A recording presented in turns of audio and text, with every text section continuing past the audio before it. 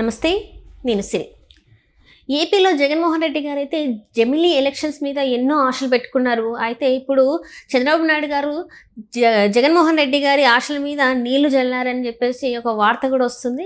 మరి ఏం జరిగింది అనే అంశాన్ని మనకు వివరించడానికి మనతో పాటు ఉన్నారు ప్రముఖ సీనియర్ జర్నలిస్ట్ డివిఎస్ గారు. నమస్కారం సార్. నమస్తే సార్, ఎప్పటి నుంచో జగన్మోహన్ రెడ్డి గారు అయితే జమిలీ ఎలక్షన్స్ వస్తాయి, తర్వాత మా ప్రభుత్వమే వస్తుంది అని చెప్పేసి తను ఎన్నోసార్లు చెప్పడం జరిగింది. అయితే ఇప్పుడు ఆ జమిలీ ఎలక్షన్స్ మీద ఏదైతే జగన్మోహన్ రెడ్డి గారు ఆశలు పెట్టుకున్నారో చంద్రబాబు నాయుడు గారు నీళ్లు జల్లారు అంటే ఇంకా ఆయన కేడుపు ఒకటే తక్కువ అయిపోయింది ఇంకా జగన్మోహన్ రెడ్డి గారికి అన్నట్టు కొన్ని వార్తలు వస్తున్నాయి. అసలు ఏం జరిగింది సార్? చంద్రబాబు నీళ్లు చల్లడమే కాదు, FBI మరీ కుండ నీళ్లు చల్లేసింది. ఏది అమెరికాలో అదాని కేసు, జగన్మోహన్ రెడ్డి మెడకు చుట్టుకోవటం, మరి ఈ కేసు 1750 కోట్ల ముడుపులు, జగన్ జమిలి కావాలా? ఎందుకంటే ఇవాళ ఈ America Adani FBI case, Jagan 1750 కోట్ల ముడుపులు జమిలి కనుక జరిగితే ఆ 11లో నీకు ఒకటి కూడా వచ్చే అవకాశం లేదు. అంటే ఇన్నాళ్ళు జగన్మోహన్ రెడ్డి మాట్లాడితే జమిలి జమిలి అనే మంత్రం ఎందుకంటున్నాడు? వరుస పెట్టి నాయకులంతా వలస మనం చూసాం.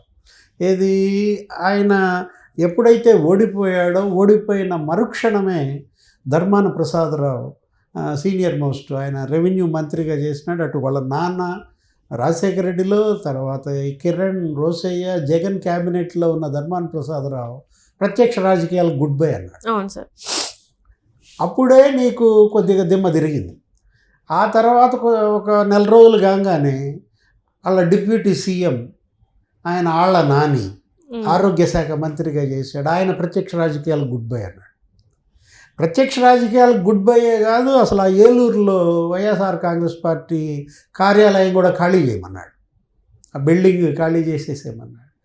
అంటే ఒక డిప్యూటీ సీఎం తన పార్టీ కార్యాలయాన్ని కూడా ఆ బిల్డింగ్లో ఉంచని లేదంటే నీకు వెంటనే ఏం జరిగింది? చాలా చోట్ల కార్యాలయాలు అద్దెకి ఇచ్చిన భవనాలన్నీ కూడా వాళ్ళు ఖాళీ చేయమన్నారు. ఆ కుప్పంలోనో ఎక్కడో అదేదో రెస్టారెంట్ కూడా చేశారు, ఏదో హోటల్ పెట్టుకున్నారు కొన్ని చోట్ల. ఇప్పుడు రాజ్యసభలో 3 రాజీనామా చేసి పారేశారు. ఆ మోపిదేవి వెంకటరమణరావు, తెలుగుదేశంలో బీడా మస్తాన్ రావు, ఆర్ కృష్ణయ్య తెలంగాణ బీసీ నాయకుడు ఆర్ కృష్ణయ్య 4 ఏళ్ళు సభ్యత్వం ఉన్నా కూడా నువ్వు వద్దు, నీ పార్టీ వద్దని రాజీనామా చేసేసింది పరిస్థితి. అట్లాగే ఎమ్మెల్సీలు 3 రాజీనామా చేశారు. ఎమ్మెల్సీలు అసలు కార్పొరేటర్లు కానీ, నీకు ఎంపీపీలు కానీ, జడ్పీ చైర్మన్లు కానీ, కౌన్సిలర్లు వరుస పెట్టి అందరూ రాజీనామా అని చేసుకుంటుంటే జగన్ ఇంకేం చేయాలో అర్థం కాని పరిస్థితుల్లో అసలు బంధువులే రాజీనామా చేయడం అతను అసలు పెద్ద షాక్. బాలినేని వెంటనే ఏం చేశాడు? జమిలి వస్తుంది, ఇంకో 2 ఏళ్ళే. ఈ 2 ఏళ్లలో మీరు ఎటు చంద్రబాబు ప్రభుత్వం గబ్బు పట్టింది, ఇంకా వాళ్ళంతా ఇసుక అంటున్నారు, మద్యం అంటున్నారు, వాళ్ళు కూడా బాగా తింటున్నారు. ఇట్లా ఈ ప్రచారాన్ని తన మీడియా ద్వారా పంపిస్తూ వచ్చేది జమిలి 2027లో ఎన్నిక అంటూ ఆపుకునే ప్రయత్నం. అంటే ఈ గండికి పూడ్చే ప్రయత్నం. పాపం ఏంటి, 2 ఏళ్లలో ఎన్నికలు వస్తాయని చెప్పడం ద్వారా అటు కార్యకర్తల్ని ఇటు నాయకుల్ని మరి జెండా బీకేయకుండా ప్రయత్నం ఏదో చేస్తే ఏం జరిగింది? వెంటనే నిన్న ముఖ్యమంత్రి చంద్రబాబు మీడియాతో మాట్లాడుతూ జమిలి వచ్చిన ఆంధ్రప్రదేశ్కి ఎప్పుడు ఎన్నికలు జరుగుతాయి? 2029లో. అప్పుడు జమిలి వస్తుంది. అంటే 2029లో జరిగే సాధారణ ఎన్నికలే జమిలి ఎన్నికలు అవుతాయి తప్ప ఇంకా నీకు అది ముందుకు వచ్చే అవకాశం లేదు. ఏడాది కాదు, 2 ఏళ్ళు కాదు, 3 నెలలు కూడా ముందుకి రాదు అని ఇవాళ చర్చ. కారణం ఏంటి? జనరల్గా జమిలి ఎన్నికలు నువ్వు పెట్టాలంటే ఒక 5-6 రాష్ట్రాల్లో, ఒక 10 రాష్ట్రాల్లో నీకేంటి ఎన్నికలు రావాలి. ఇప్పుడు ప్రతి 6 నెలలకి ఒక ఎన్నిక వస్తుంది. దానివల్ల నీకు ఎన్నికల కమిషన్ ఇబ్బంది పడుతుంది. నీకు ఎలక్షన్ షెడ్యూల్ వల్ల నీకు ప్రజల యొక్క సంక్షేమ కార్యక్రమాలు, అభివృద్ధి కార్యక్రమాలు నిలిపేయాల్సి వస్తుంది. అసలు జమిలి మూల ఉద్దేశం అది కదా. జమిలి ఎన్నికలు చేయాలంటే 6 రాజ్యాంగ సవరణలు చేయాలి. 6 రాజ్యాంగ సవరణలు చేయాలంటే ఏమన్నా చూ మంత్రకాడ దానికి ఆమోదం కూడా పొందాలి కదా సార్. ఇప్పుడు 6 రాజ్యాంగ సవరణలు చేయాలంటే కనీసం ఒక్కొక్క సవరణకి ఒక 2-3 నెలలు టైం పట్టుతుంది.